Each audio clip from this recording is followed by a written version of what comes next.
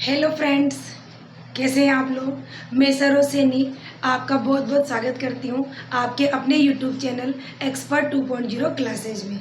एक कदम सफलता की ओर जुड़िए हमसे और अटेंड कीजिए साइंस की रेगुलर क्लासेज और बेसिक टू कॉम्प्लेक्स से लेकर साइंस के छोटे मोटे टॉपिक से लेकर बड़े टॉपिक तक सारे इश्यूज़ को सॉल्व कीजिए। तो हमारी क्लासेस को हम लोग, जैसा कि आपको याद है, रेगुलर लेकर आ रहे हैं और आप लोग, उम्मीद करती हूँ कि रेगुलर हमारी क्लासेस को ज्वाइन कर रहे होंगे, रेगुलर हमारी क्लासेस को देख रहे होंगे और इसका पूरा फ़ायदा भी उठा रहे होंगे। इसी क्रम में हम लोग आज आगे बढ़ते हैं और आज हम लोग एक बहुत ही इंटरेस्टिंग टॉपिक स्टार्ट करने वाले हैं, chemical reaction and chemical equation, यानी रासायनिक अभिक्रिया और रासायनिक समीकरण। तो देखो, अपना जो आसपास का एनवायरनमेंट है उसमें एक से दूसरी चीज़ बनना, किसी के टूटने से कोई नई चीज़ जुड़कर बनना या किसी के जुड़ने से बनना, टूटना, इस तरह के जो प्रोसेस हैं वो चलते रहते हैं और इन्हीं से एक या दो अलग अलग नई नई चीज़ें हमें देखने को मिलती रहती है।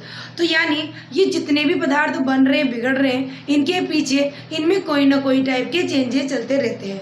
तो उनमें से कुछ चेंजेस ऐसे होते हैं जिन्हें हम केमिकल रिएक्शन के अंदर पढ़ते हैं।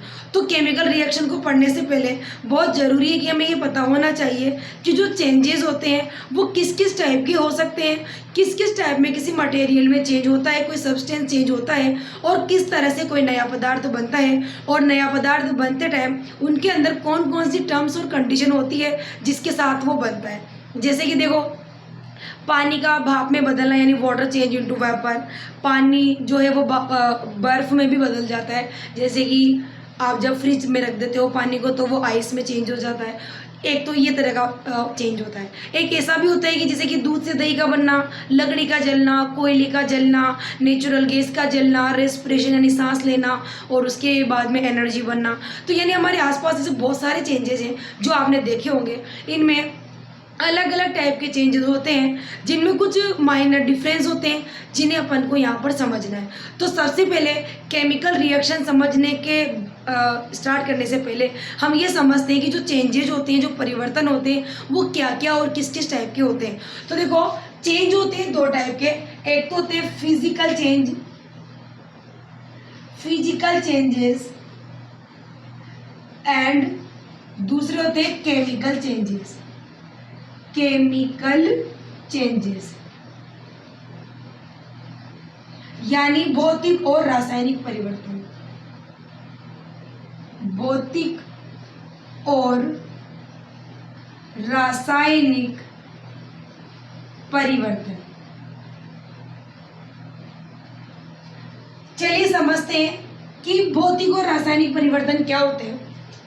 तो अपने आसपास के एनवायरनमेंट में आप लोगों ने बहुत सारे एग्जाम्पल ऐसे देखे हैं जिनमें कुछ में फिजिकल चेंज होता है और कुछ में केमिकल चेंज होता है, यानी किसी में भौतिक परिवर्तन होता है और किसी में रासायनिक परिवर्तन होता है। तो अब अपन को समझना यहाँ पर यह है कि आप कैसे जज कर सकते हो किसी भी चीज़ को या किसी भी चेंज को देखकर कि वो केमिकल चेंज के अंदर आएगा या वो फिजिकल चेंज के अंदर आएगा। यानी किसी भी सब्सटेंस के अंदर जब परिवर्तनों की कोई नई चीज़ बन रही है तो वो केमिकल चेंज है या वो फिजिकल चेंज है, इसको आप कैसे पहचानेंगे। तो इसके लिए हम लोग चलते हैं कुछ नॉर्मल चीज़ों की तरफ। देखो, अपने आसपास के एनवायरनमेंट में एक से दूसरी चीज़ का बनना बहुत कॉमन चीज़ होती है। कभी कभी आप लकड़ी जो आप डायरेक्ट पेड़ से काटते हैं तो उसको काट कर छोटे छोटे टुकड़े करते हैं, कपड़े के टुकड़े करते हैं, चौक के टुकड़े करते हैं, कागज को फाड़ना, इस तरह के चेंजेस होते रहते हैं। और कुछ चेंज ऐसे भी होते हैं जो थोड़े से डिफिकल्ट होते हैं, जैसे कि दूध से दही का बनना, लकड़ी का जलना, कोयले का जलना। तो ये यहाँ पर दोनों टाइप के जो चेंजेस होते हैं, फिजिकल और केमिकल, उनके बारे में हमने थोड़ा सा देखा। अब अपन इनको थोड़ा सा डीप में देखते हैं। अगर हम बात करें पदार्थ के अंदर केवल नॉर्मल चेंजेस हो रहे हो, नॉर्मल चेंज का मतलब है कि कोई भी सब्सटेंस के अंदर केवल उसकी फिजिकल प्रॉपर्टी में चेंज हो रहा है। फिजिकल प्रॉपर्टी का मतलब उसकी केवल स्टेट चेंज हो रही है, सॉलिड, लिक्विड, गैस में चेंज हो रहा है। जैसे मान लो पानी का पिघलना, पानी का वेपर में चेंज होना, बर्फ का पिघलकर पानी में चेंज होना। तो एक तो इस तरह के चेंजेस हो रहे हैं, केवल स्टेट में चेंज हो रहे हैं। दूसरा हम ये समझें कि केवल कलर में चेंज हो रहा हो। तो ये इस तरह के जो नॉर्मल चेंजेस हैं वो तो आते हैं फिजिकल चेंज के अंदर। फिजिकल चेंज में पदार्थ की केवल फिजिकल प्रॉपर्टीज जिसको अपन कलर, स्मेल नहीं, शेप, साइज, इन सबको समझते हैं, वो तो होते हैं भौतिक परिवर्तन के अंतर्गत, यानी भौतिक गुणों में परिवर्तन होता है। और बात अगर हम करें रासायनिक गुणों की, तो इसमें पदार्थ के इंटरनल प्रॉपर्टीज यानी केमिकल प्रॉपर्टीज में चेंज आता है और एकदम नया पदार्थ बनता है। जैसे कि दूध से दही का बनना, आपको याद होगा कि जो दूध से दही से बनने का प्रोसेस होता है वो लैक्टोबैसिलस बैक्टीरिया के द्वारा होता है, और जो प्रक्रियाएं, जो प्रोसेस ऑर्गेनिज्म के द्वारा होती है, ऑर्गेनिज्म की बॉडी में होती है, उनमें हमेशा नए पदार्थों का निर्माण होता है, और उन अभिक्रियाओं को आप रिवर्स में भी नहीं चला सकते। इसीलिए ये सारी की सारी रासायनिक अभिक्रियाओं के यानी रासायनिक परिवर्तनों के अंतर्गत आती है। तो अब अपन चलते हैं डिटेल में फिजिकल चेंज की तरफ। सबसे पहले हम लोग पढ़ते हैं फिजिकल चेंजेस। फिजिकल चेंजेस पढ़ेंगे यानी भौतिक परिवर्तन। भौतिक परिवर्तन, तो देखिए क्या होते हैं भौतिक परिवर्तन। भौतिक परिवर्तन में सबसे पहली बात तो ये कि पदार्थ के केवल भौतिक गुणों में परिवर्तन होता है। पदार्थ के केवल भौतिक गुण बदलते हैं, केमिकल प्रॉपर्टीज में कोई चेंज नहीं होता। तो सबसे पहली बात तो हम समझेंगे कि ऐसा परिवर्तन जिसमें पदार्थ के केवल भौतिक गुणों में परिवर्तन होता है। भौतिक गुणों यानी फिजिकल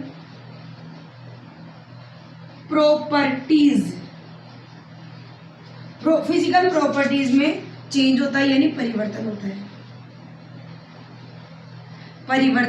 है। यानी ऐसा परिवर्तन जिसमें पदार्थ के केवल भौतिक गुणों में परिवर्तन होता है। भौतिक गुण कैसे होते हैं? जैसे भौतिक गुण होते हैं स्टेट यानी अवस्था जैसे सॉलिड, लिक्विड, गैस जो होते हैं वो फिजिकल स्टेट होती है। इसके अलावा शेप चेंज हो सकता है, यानी आकार चेंज हो सकता है, आकृति चेंज हो सकती है, रंग बदल सकता है, और इसके अलावा जो गलनांक और क्वथनांक होता है, गलनांक और क्वथनांक मतलब boiler point and melting point, गलनांक व क्वथनांक आदि क्या है?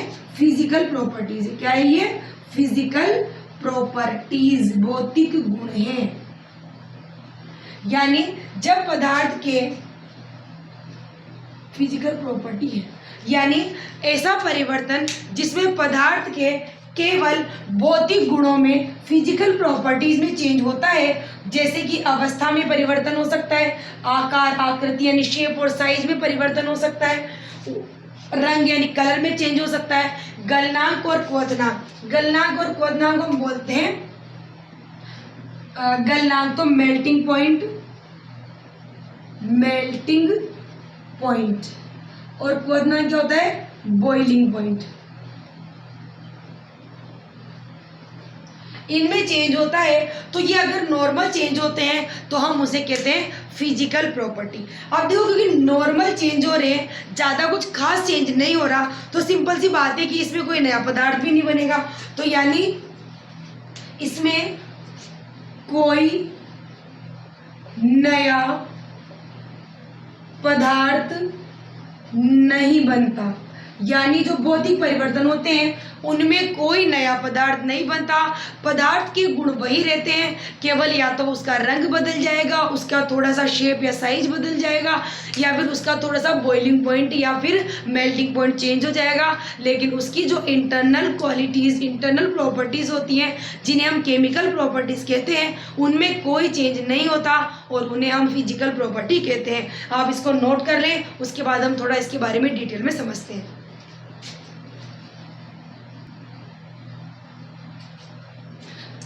चलिए फिजिकल प्रॉपर्टीज के बारे में आगे चलते हैं। नेक्स्ट पॉइंट हम समझते हैं कि जो फिजिकल प्रॉपर्टीज होती है, फिजिकल चेंज होते हैं, उसमें केवल पदार्थ की फिजिकल प्रॉपर्टी में चेंज होता है, यानी केमिकल प्रॉपर्टीज में कोई चेंज नहीं होता। यानी रासायनिक गुणों में रासायनिक गुणों में कोई परिवर्तन नहीं होता। रासायनिक गुणों में कोई परिवर्तन नहीं होता, यानी भौतिक परिवर्तन में केवल भौतिक गुणों में परिवर्तन होता है।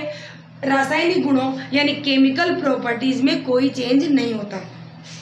नेक्स्ट हम बात करें, अगर इसमें ज़्यादा कुछ परिवर्तन हो ही नहीं रहे, इसका मतलब ये जो परिवर्तन होता है यह परिवर्तन अस्थायी होता है। यह परिवर्तन क्या होता है? अस्थायी होता है। अस्थायी होने का मतलब इसमें कोई नया पदार्थ बन ही नहीं रहा। जैसे मान लो पानी है, पानी को आपने ठंडा किया वो बर्फ में चेंज हो गया, बर्फ को आपने वापस गर्म किया वो पानी में चेंज हो गया, पानी को आपने और गर्म किया तो वो वेपर यानी भाप में चेंज हो गया, भाप को वापस ठंडा कर दो पानी में चेंज हो जाएगा। तो ये जो परिवर्तन, ये जो चेंज होता है वो स्टेबल नहीं होता। इस परिवर्तन को आप बार बार ही अवस्थाओं में अलग अलग हिसाब से गर्म करके ठंडा करके ऐसे बदलते रहते हो। तो यहाँ पर कोई नए पदार्थ का निर्माण नहीं होता, उसकी केमिकल प्रॉपर्टीज में कोई चेंज नहीं होता। आप चाहें तो कुछ परिवर्तनों को रिवर्सिबल भी कर सकते हैं, जैसा कि मैंने अभी बताया आपको। पानी को ठंडा कर देंगे तो वो बर्फ में चेंज हो जाएगा, बर्फ को वापस थोड़ा गर्म करेंगे तो पानी में चेंज हो जाएगा, पानी को और गर्म कर देंगे तो वो वेपर में चेंज हो जाएगा। तो ये प्रोसेस आपका रिवर्सिबल चलता रहता है। तो यहाँ पर ये जो परिवर्तन होता है वो अस्थायी होता है, यानी इसमें जो नया पदार्थ होता है, नए पदार्थ से मूल पदार्थ, जो मेन पदार्थ होता है, मूल पदार्थ आसानी से प्राप्त किया जा सकता है। आसानी से प्राप्त किया जा सकता है। नए पदार्थ से मूल पदार्थ आसानी से प्राप्त किया जा सकता है। जैसे आप ये मान लें कि जो वाटर है इसको आपने ठंडा करके आइस में चेंज कर दिया, तो आप आइस से वापस वाटर बना सकते हो। इसके साथ ही आप उल्टा भी चलें, अगर आपने वाटर को गर्म किया तो ये वेपर में चेंज हो गया, अब इस वेपर से आप वापस ठंडा करके पानी बना सकते हो। तो नए पदार्थ से मूल पदार्थ को वापस बनाया जा सकता है। तो ये जो अभिक्रिया होती है वो क्या होती है? रिवर्सिबल होती है। ये क्या होते हैं? उत्क्रमणीय होते हैं।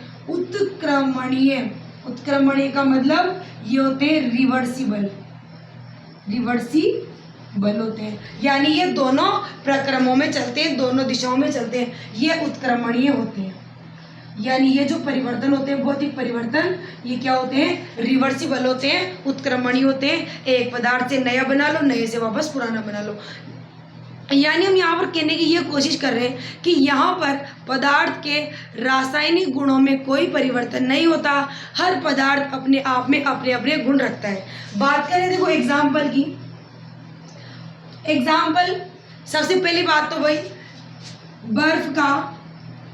बर्फ का पानी में बदलना और पानी का वाष्प में बदलना, और आप इसको उल्टा भी लिख सकते हैं, वाष्प का पानी में बदलना और पानी का वापस बर्फ में बदलना। तो यहाँ पर ये जो चेंजेज होते हैं इनमें कोई खास नया परिवर्तन नहीं होता, क्योंकि नया पदार्थ नहीं बनता, इसलिए ये भी क्या होगा? एक फिजिकल चेंज होगा। अब हम चलें नेक्स्ट एग्जाम्पल की तरफ।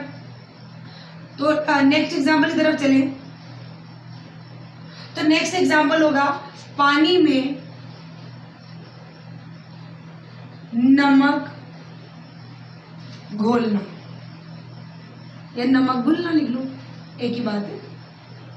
यानी जब आप पानी में नमक डालते हैं तो पानी में नमक डालने पर पानी का भी अपना टेस्ट होता है और नमक का भी अपना टेस्ट होता है। यानी पानी के और नमक के दोनों के गुण बिल्कुल सेपरेट रहते हैं, बस वो एक साथ मिले होते हैं, इसीलिए अपन टेक्सचर को फटाफट पहचान नहीं पाते। लेकिन अगर आप ध्यान से देखें तो उस पानी में नमक की मात्रा जो होती है उसको आप आराम से पता लगा सकते हो कि इसमें नमक कम है, ज़्यादा है, कैसा है। जैसे कि आप खाना खाते हो, नमक डालते हो तो उसमें नमक का कम ज़्यादा पता चल जाता है, क्योंकि जो नमक होता है नॉर्मली किसी भी चीज़ में जो सोल्यूबल होता है उसके अंदर कोई भी केमिकल प्रॉपर्टीज में चेंज नहीं होता। इसी तरह से नेक्स्ट एग्जांपल चले, लकड़ी को काटना यानी कटिंग ऑफ वुड,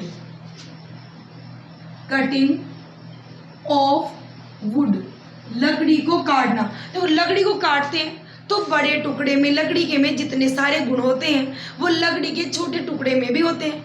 फर्क क्या होता है कि बड़े टुकड़े का बस साइज बड़ा होता है और जो छोटा टुकड़ा होता है उसका साइज कम होता है। अगर आप उस लकड़ी का फर्नीचर बनाकर अलग अलग शेप में डाल दो तो भी उसमें गुण तो सारे वही रहेंगे, फर्क क्या होगा, केवल उसका शेप चेंज हो जाएगा। तो यहाँ पर शेप और साइज बदलती है बट उसकी केमिकल प्रॉपर्टीज में कोई चेंज नहीं होता। आप इसको भी लिख सकते हैं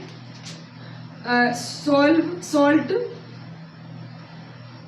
dissolve in water, dissolve in water, ठीक है। और ये water into ice into water, water is convert into vapour. इसके साथ ही अपन कुछ और एग्जांपल भी ले सकते हैं, कागज को फाड़ना या कागज को काटना। तो यहाँ आप लिख सकते हैं कागज को काटना लिख दो, फाड़ना लिख दो, कुछ भी लिख सकते हैं। Cutting of paper, cutting of paper. तो लग कागज को काटना, कटिंग ऑफ पेपर भी क्या है, एक फिजिकल चेंज है, क्योंकि यहाँ पर इसके कोई गुणों में चेंज नहीं हो रहा। इसी तरह बात करें हम मोमबत्ती का पिघलना, जलने की बात नहीं कर रहे हम, मोमबत्ती का पिघलना, मोमबत्ती का पिघलना यानी मेल्टिंग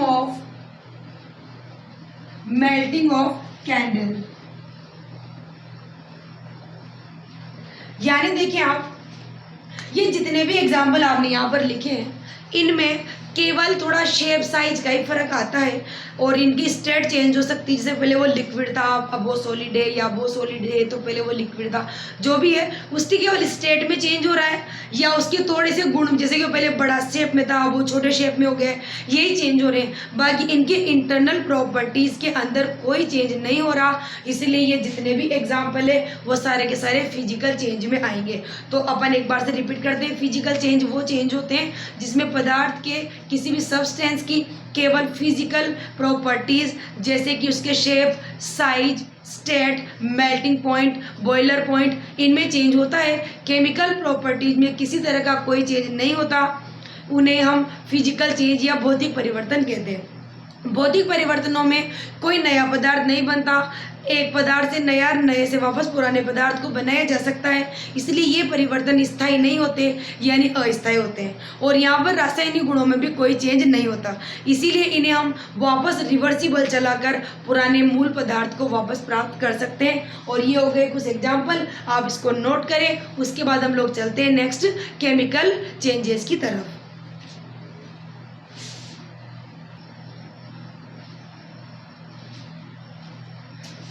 तो अब अपन चलते हैं केमिकल चेंजेस की तरफ। तो जैसा कि हमने अभी डिस्कस किया कि केमिकल चेंजेस में क्या होता है, पदार्थ के गुणों में परिवर्तन होता है, यानी केमिकल प्रॉपर्टीज के अंदर चेंज होता है और एकदम नया पदार्थ बनता है। जैसे कि आपको याद होगा, लकड़ी का जलना, कोयले का जलना, दूध से दही का बनना, लोहे पे जंग का लगना, चांदी का काला पड़ना, तांबे का नीला हरा होना, ये जितने भी प्रोसेस होते हैं ये सारे के सारे केमिकल प्रोसेस होते हैं, क्योंकि इन सारे प्रोसेस में एक बार कोई नया पदार्थ बन जाता है तो उसको हम रिवर्सिबल वापस नहीं चला सकते। दूसरी बार जो नया पदार्थ बनता है वो उसके मूल पदार्थ से एकदम डिफरेंट होता है। जैसे कि लकड़ी का जलना, लकड़ी जल गई तो लकड़ी तो बिल्कुल खत्म हो जाती है, उसके बाद में कोयला, राख, कार्बन डाइऑक्साइड गैस, इस तरह की गैसें रिलीज होती है और साथ में हीट प्रोड्यूस होती है। तो इस तरह के जितने भी प्रोसेस होते हैं जिनमें एकदम नया पदार्थ बनता है, और केमिकल प्रॉपर्टीज जैसे टेम्परेचर है, प्रेशर है, ये सारी प्रॉपर्टीज में चेंज हो जाता है, इन्हीं सबको हम क्या बोलते हैं, केमिकल चेंजेस कहते हैं। तो सबसे पहली बात तो केमिकल चेंज में क्या होता है, पदार्थ के रासायनिक गुणों यानी केमिकल प्रॉपर्टीज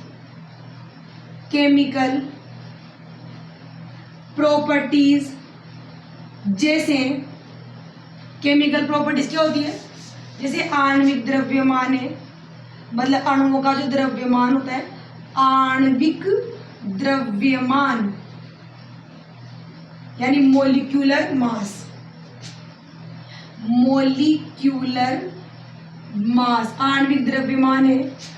टेम्परेचर यानी तापमान है, टेम्परेचर यानी आप शॉर्ट में इसको ताप लिख सकते हैं।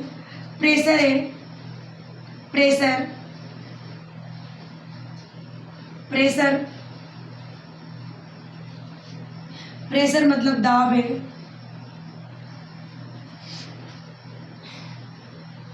इसके अलावा गैसों का निकलना, गैसों का निष्कासन यानी निकलना, निष्कासन या अवशोषण, इसको आप क्या बोलोगे, इधर लिख देते हैं, इसको तो बोलेंगे प्रोडक्शन,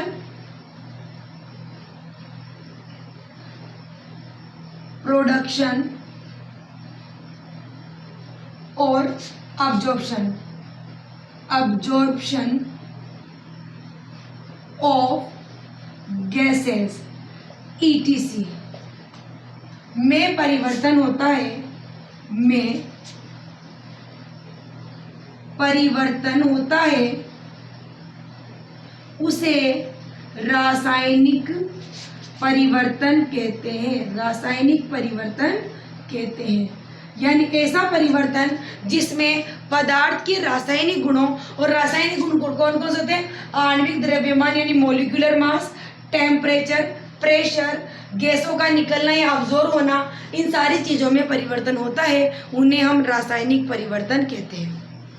नेक्स्ट पॉइंट हम चले, रासायनिक परिवर्तनों में रासायनिक गुणों में परिवर्तन तो होता ही है, साथ में नया पदार्थ बनता है। इस परिवर्तन के फलस्वरूप क्या बनता है, नया पदार्थ बनता है। अब अगर नया पदार्थ बनता है तो सिंपल सी बात है, एकदम नया बन गया तो उससे पुराने पदार्थ को बनाया नहीं जा सकता, यानी इससे जो नया पदार्थ है, नए पदार्थ से मूल पदार्थ प्राप्त नहीं किया जा सकता, नए पदार्थ से मूल पदार्थ प्राप्त नहीं किया जा सकता, नहीं किया जा सकता। यानी इसमें एक बार नया पदार्थ बन गया, जैसे मान लो लकड़ी है जल गई, दूध है दही में चेंज हो गया, तो आप किसी भी प्रोसेस में जो नया पदार्थ बना उसको रिवर्सिबल में पुराना पदार्थ नहीं बना सकते। इसीलिए हम कह सकते हैं कि जो रासायनिक परिवर्तन होते हैं वो अनुत्क्रमणीय होते हैं। रासायनिक परिवर्तन क्या होते हैं, रासायनिक परिवर्तन अनुत्क्रमणीय होते हैं, नॉन रिवर्सिबल होते हैं, नॉन रिवर्सिबल होते हैं। और एक और इम्पोर्टेंट चीज, इसमें गैसों या आप ऊर्जा लिख लो का उत्सर्जन या अवशोषण होता है, या तो इनमें गैस या ऊर्जा निकलेगी या अवशोषित होगी, अवशोषण होता है, ठीक है, या तो या ऊर्जा,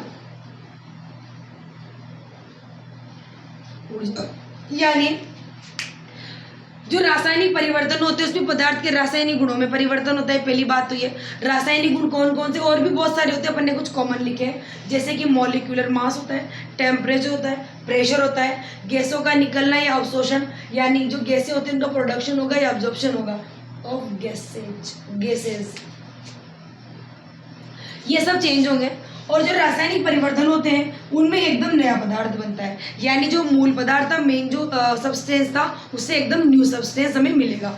नेक्स्ट हम चले, नए पदार्थ से मूल पदार्थ जो मेन सब्सटेंस होता है वो प्राप्त नहीं किया जा सकता। जैसे मान लो एक बार लकड़ी थी, जला दी, अब जलाने के बाद आप उसे लकड़ी कभी भी किसी प्रोसेस में प्राप्त नहीं कर सकते, और उनके गुण एकदम भिन्न होते हैं, इसीलिए यहाँ पर नया पदार्थ बनता है। तो रासायनिक परिवर्तन अनुत्क्रमणीय नॉन रिवर्सिबल होते हैं, यानी इन्हें वापस अपोजिट डायरेक्शन में नहीं चलाया जा सकता। दूध से दही बन गया, दही से दूध नहीं बनाया जा सकता। इसके साथ ही गैसों का निकलना या ऊर्जा का उत्सर्जन या अवशोषण होता है। कई बार कुछ प्रक्रियाओं में एनर्जी बनती भी है, जैसे मान लो हम लोग खाना खाते हैं, खाना खाने के बाद में आप लोग सांस लेते हो, तो जो सांस लेने में जो रेस्पिरेशन होता है उसमें आपकी बॉडी में जो ऑक्सीजन गैस जाती है वो उस आपके खाने में जो ग्लूकोज के रूप में बॉडी में स्टोर है उसको कंब्यूशन करता है, यानी इसका दहन करता है, और उसके फलस्वरूप आपको एनर्जी मिलती है। तो आपको पता है कि हम खाना एनर्जी के लिए खाते हैं, लेकिन जो खाना खाते हैं वो डायरेक्टली हमारी बॉडी में एनर्जी के रूप में स्टोर नहीं हो पाता। आपकी बॉडी में खाया गया खाना जिसके अंदर मिनरल्स, विटामिन्स वगैरह होते हैं, तो उन्हें तो बॉडी डायरेक्टली अब्जॉर्व कर लेती है। लेकिन जो आपने खाना खाया है जिसके अंदर आपने कार्बोहाइड्रेट ली, तो वो कार्बोहाइड्रेट कहाँ जाएगा, वो ग्लूकोज की फॉर्म में स्टोर हो जाएगा। लेकिन आपकी बॉडी को ग्लूकोज समझ में नहीं आता, आपकी बॉडी को एनर्जी समझ में आती है एटीपी के रूप में।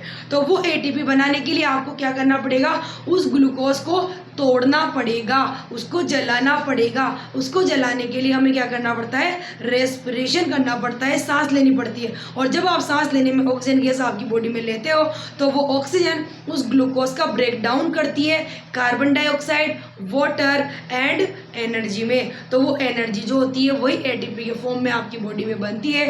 एटीपी का मतलब एडिनोसिन ट्राइफॉस्फेट। तो इस एडिनोसिन ट्राइफॉस्फेट एटीपी को ही हम एनर्जी की करेंसी कहते हैं। तो इस एनर्जी करेंसी एटीपी को बनाने के लिए हमें रेस्पिरेशन करना पड़ता है। तो उस एनर्जी से आप वापस आपका खाना थोड़ी बना सकते हो। अगर आपने एनर्जी से खाना बना लिया होता, मान लो, तो अपन को जिंदगी में एक ही बार खाना खाना पड़ता, बार बार खाना खाने की जरूरत ही नहीं। खाने से एनर्जी बन गई, एनर्जी से वापस खाना बना लिया, खाने से वापस एनर्जी बना ली, इस तरह से रिवर्सिबल चलाते रहते। पर ऐसा नहीं होता, एक बार खाना एनर्जी में चेंज हो जाता है, उसके बाद उस एनर्जी से खाना वापस नहीं निकाला जा सकता।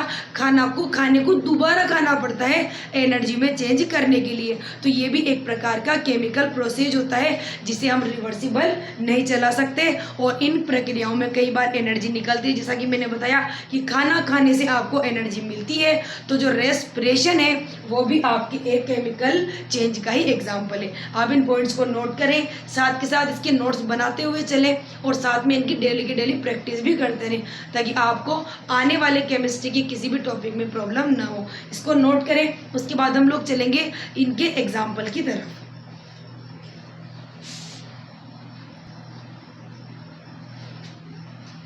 चलिए अब हम इसका लास्ट पॉइंट नोट कर लेते हैं। ये परिवर्तन स्थायी होते हैं, यानी जो रासायनिक परिवर्तन होते हैं वो क्या होते हैं, स्थायी। ये परिवर्तन स्थायी होते हैं, यानी एक बार जब नया पदार्थ बन गया तो उससे पुराना पदार्थ वापस नहीं बनाया जा सकता। यानी जिस मेन सब्सटेंस से न्यू सब्सटेंस हमें मिला है उससे हम पुराने सब्सटेंस को वापस प्राप्त नहीं कर सकते। तो ये एकदम स्टेबल होते हैं, स्थायी होते हैं। अब हम चलते हैं एग्जाम्पल की ओर। एग्जाम्पल देखें हम फर्स्ट, तो बर्निंग ऑफ पेपर।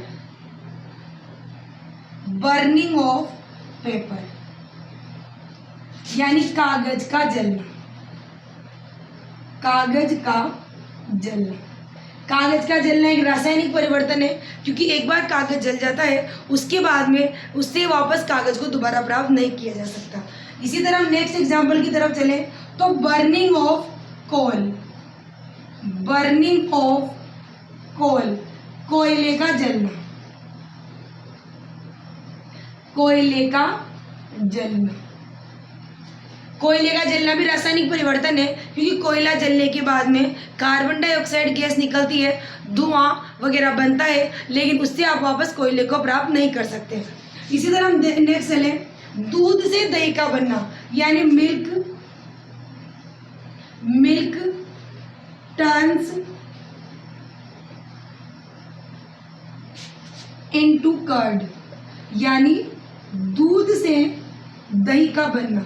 दूध से दही बनना, तो जो दूध से दही बनने का प्रोसेस होता है उसमें एक बार दही बनने के बाद में दही से दूध नहीं बनाया जा सकता है। इनका कलर जरूर सेम होता है, लेकिन ये दोनों अलग अलग चीज़ें होती है, क्योंकि दूध से दही बनाने का जो प्रोसेस होता है ये दूध को सड़ाकर और उसे केमिकली प्रोसेस द्वारा, जैसे कि लैक्टोबैसिलस नाम का जो बैक्टीरिया होता है, ये इस दूध को सड़ाकर किण्वन करके उसको दही में चेंज करता है। तो यहाँ पर क्योंकि ऑर्गेनिज्म, कोई सा भी ऑर्गेनिज्म अगर किसी प्रोसेस को करता है तो वो डेफिनेटली केमिकल चेंज के अंदर ही आता है। तो दूध से दही का बनना। नेक्स्ट हम चले रेस्पिरेशन, यानी जो श्वसन की प्रक्रिया होती है, रेस्पिरेशन। रेस्पिरेशन यानी श्वसन, सांस लेना। जो सांस लेने का प्रोसेस होता है वो भी एक केमिकल प्रोसेस है, क्योंकि यहाँ पर अभी मैंने आपको समझाया कि जो आपकी बॉडी में आपका फूड ग्लूकोज की फॉर्म में स्टोर रहता है, उसे एनर्जी में चेंज करने के लिए, उस ग्लूकोज का ब्रेक डाउन करने के लिए हमें ऑक्सीजन की नीड होती है और हम सांस लेते हैं। वो खाना जैसे ही ग्लूकोज की फॉर्म में स्टोर था, ऑक्सीजन की प्रेजेंस में टूट जाता है, यानी ब्रेक डाउन उसका हो जाता है, तो उसमें एनर्जी बनती है, कार्बन डाइऑक्साइड बनती है और वाटर बनता है। तो इनसे आप वापस ग्लूकोज नहीं बना सकते। तो ये भी एक ही डायरेक्शन में चलता है। और जो कार्बन डाइऑक्साइड, वाटर और एनर्जी होती है, वो ग्लूकोज और ऑक्सीजन से एकदम अलग होती हैं। तो यहाँ पर एकदम नया पदार्थ बनता है। तो ये भी एक केमिकल प्रोसेस होगा। इसी तरह कंबशन